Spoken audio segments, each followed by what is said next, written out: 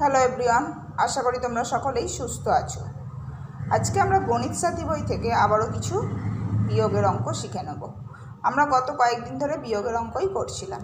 তাহলে তোমরা তোমাদের গণিত সাথী বইয়ের 55 নম্বর পৃষ্ঠায় চলে এসো। আগের দিন আমাদের এই পর্যন্ত অঙ্ক হয়েছিল।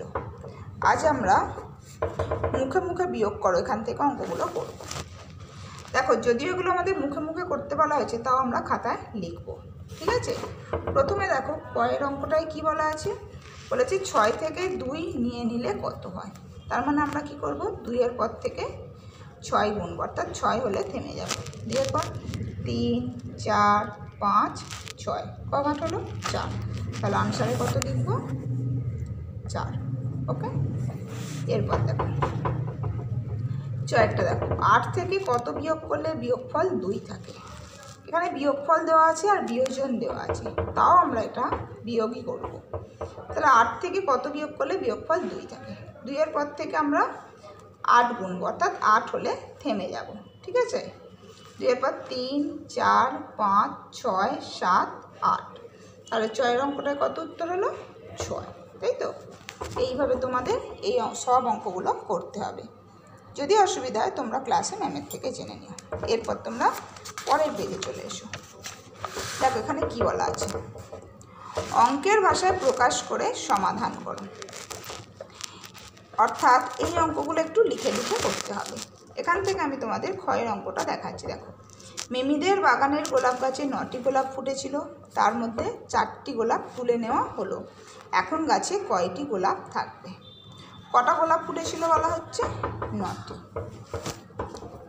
তাহলে কি লিখতে হবে, গোলাপ ফুটেছিল, গোলাপ ফুটেছিল 9টি, আর কটা তুলে নেওয়া হয়েছে, 4টি। তুলে নেওয়া হয়েছে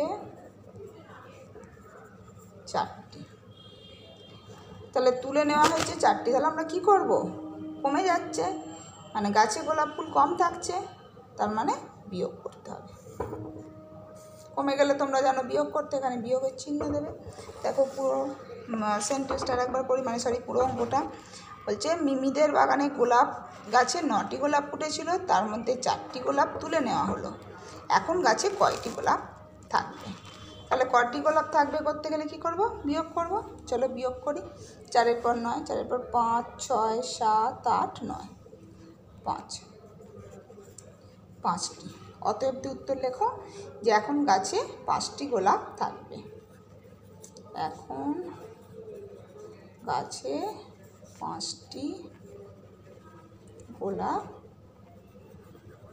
থাকবে। ওকে, এইভাবে তোমরা এই 56 পেজের অঙ্কগুলো করবে, ঠিক আছে? যদি কোথাও কিছু অসুবিধা হয় তোমরা ক্লাসে ম্যামের থেকে জেনে নিও। সকলে ভালো থেকো, বাই।